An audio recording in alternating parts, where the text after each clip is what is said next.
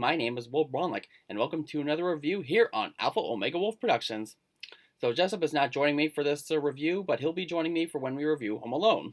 So right now, I'm going to be reviewing the 1992 Disney classic Aladdin. This movie is directed by Robert Clements and John Musker, and tells the story of a street rat named Aladdin. He's living on the streets with his monkey Abu, and he tries to win the heart of a princess named Jasmine, and tries to thwart the evil sorcerer Jafar with the help of a genie played by, I can't believe I'm saying this still, the late Robin Williams. Now, this movie is beloved by so many people. In fact, I love it still to this day.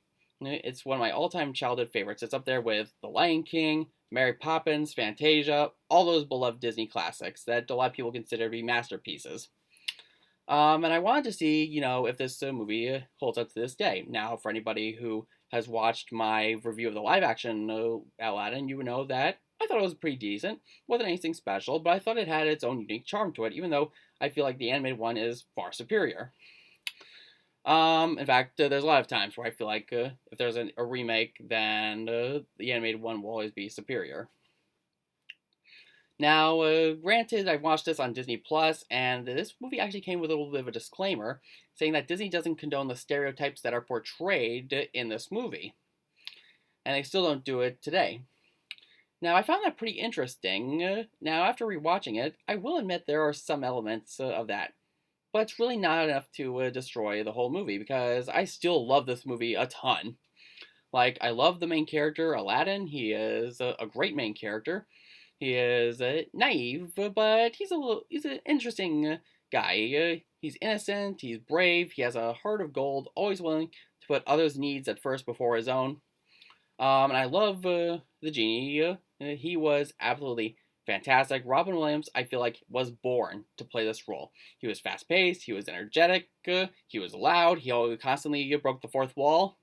Well, not constantly, he wasn't like Deadpool, but he was still a lot of fun.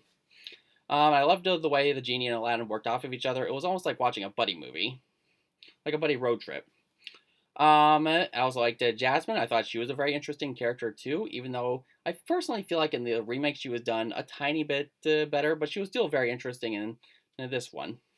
And I also like Jafar. He is easily one of my favorite Disney villains of all time. He is smart, he's devious, he knows how to manipulate. In fact, going to another story before I go back to this review, it still relates to Aladdin. I went to New York to see Aladdin on Broadway, and it turns out that Jonathan Freeman, the guy who voiced Jafar in the animated one, played him on the stage version, and they revealed that it was him at the end, and he got a huge cheer for it, and I just thought it was really cool. But back to the review. The animation is gorgeous. The colors just pop. It's absolutely fantastic to look at. It almost looks like a place I actually would want to live in.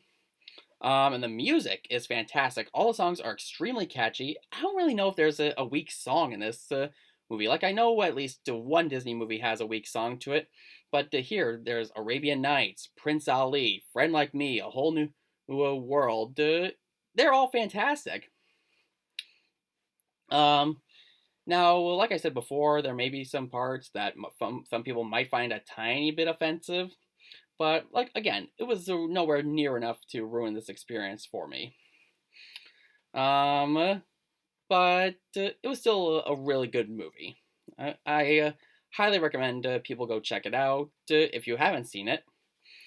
But I think if you take out, the stereotypes that are portrayed, this is still a great movie. So, yeah, I guess that's just about all I can say about it. So, if you did enjoy this video review, then be sure to give it a big thumbs up. And if you're new to the channel, subscribe for more content. Next week, Jessup and I will be reviewing the Christmas classic Home Alone. So be sure to stay tuned for that. So, until next time, see you later, posse.